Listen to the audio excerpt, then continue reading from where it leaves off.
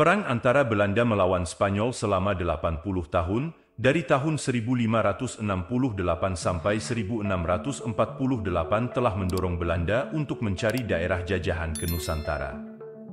Tujuan Belanda datang ke Indonesia, sama dengan bangsa-bangsa Eropa lainnya, yaitu mencari kekayaan, monopoli perdagangan, dan mencari daerah jajahan. Belanda datang pertama kali ke Indonesia pada tahun 1596 di bawah pimpinan Cornelis de Houtman dan berhasil mendarat di pelabuhan Banten. Namun kedatangan Belanda diusir penduduk pesisir Banten karena mereka bersikap kasar dan sombong. Belanda datang lagi ke Indonesia dipimpin Jacob van Heck pada tahun 1598.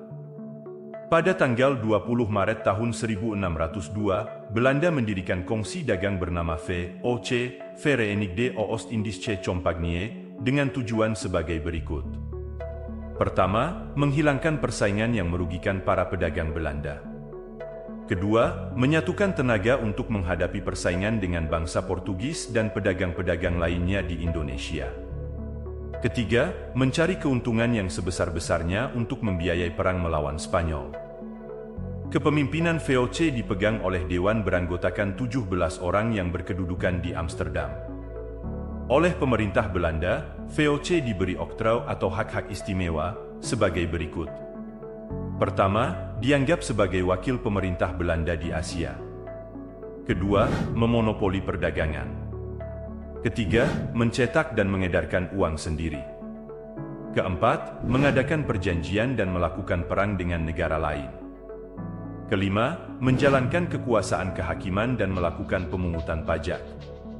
Keenam, memiliki angkatan perang sendiri. Ketujuh, mengadakan pemerintahan sendiri.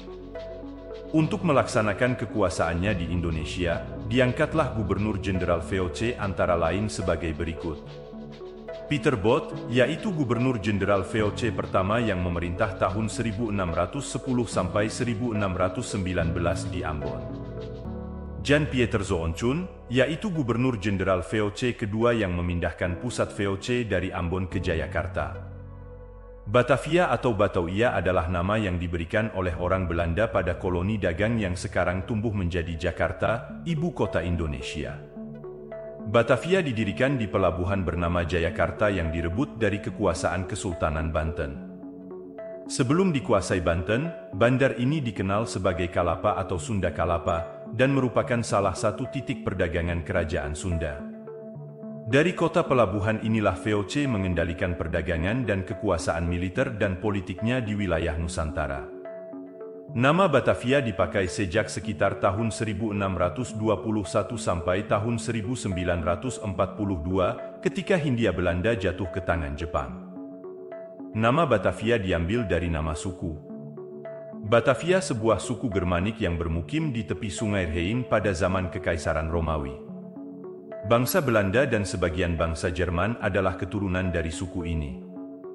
Batavia juga merupakan nama sebuah kapal layar tiang tinggi yang cukup besar buatan Belanda, VOC, dibuat pada 29 Oktober 1628, dinahkodai oleh Kapten Adrian Jacobs. Tidak jelas sejarahnya, entah nama kapal tersebut yang merupakan awal dari nama Batavia, atau bahkan sebaliknya, pihak VOC yang menggunakan nama Batavia untuk menamai kapalnya. Kapal tersebut akhirnya kandas di pesisir Beacon Island, Australia Barat. Dan seluruh awaknya yang berjumlah 268 orang berlayar dengan perahu sekoci darurat menuju kota Batavia ini. Peter Both yang menjadi Gubernur Jenderal VOC pertama, lebih memilih Jayakarta sebagai basis administrasi dan perdagangan VOC daripada pelabuhan Banten, karena pada waktu itu di Banten telah banyak kantor pusat perdagangan orang-orang Eropa lain seperti Portugis, Spanyol kemudian juga Inggris, sedangkan Jayakarta masih merupakan pelabuhan kecil. Pada tahun 1611 VOC mendapat izin untuk membangun satu rumah kayu dengan fondasi batu di Jayakarta sebagai kantor dagang. Kemudian mereka menyewa lahan sekitar 1,5 hektar di dekat muara di tepi bagian timur Sungai Ciliwung, yang menjadi kompleks perkantoran, gudang dan tempat tinggal orang Belanda, dan bangunan utamanya dinamakan Nassau Huis. Ketika Jan Pieter Zoonchun menjadi Gubernur Jenderal, ia mendirikan lagi bangunan serupa Nassau Huis yang dinamakan Mauritius Huis dan membangun tembok batu yang tinggi di mana ditempatkan beberapa meriam. Tak lama kemudian, ia membangun lagi tembok setinggi 7 meter yang mengelilingi areal yang mereka sewa, sehingga kini benar-benar merupakan satu benteng yang kokoh dan mulai mempersiapkan untuk menguasai Jayakarta. Dari basis benteng ini, pada 30 Mei 1619, Belanda menyerang Jayakarta yang memberi mereka izin untuk berdagang dan membumi hanguskan keraton serta hampir seluruh pemukiman penduduk. Berawal hanya dari bangunan separuh kayu, akhirnya Belanda menguasai seluruh kota. Semula Kun ingin menamakan kota ini sebagai Nieuw Hollandia, namun de Heren 17 di Belanda memutuskan untuk menamakan kota ini menjadi Batavia untuk mengenang bangsa Batavieren. Jan Pieter Zoon Kun menggunakan semboyan hidupnya. Despereert niet, ontziet uw vijanden niet, want God is met ons.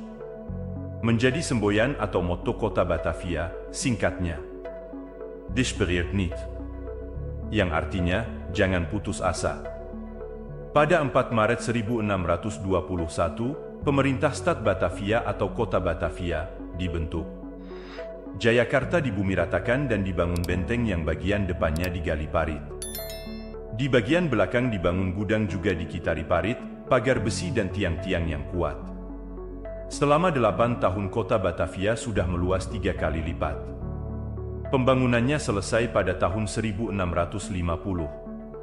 Kota Batavia sebenarnya terletak di selatan kastil yang juga dikelilingi oleh tembok-tembok dan dipotong-potong oleh banyak parit.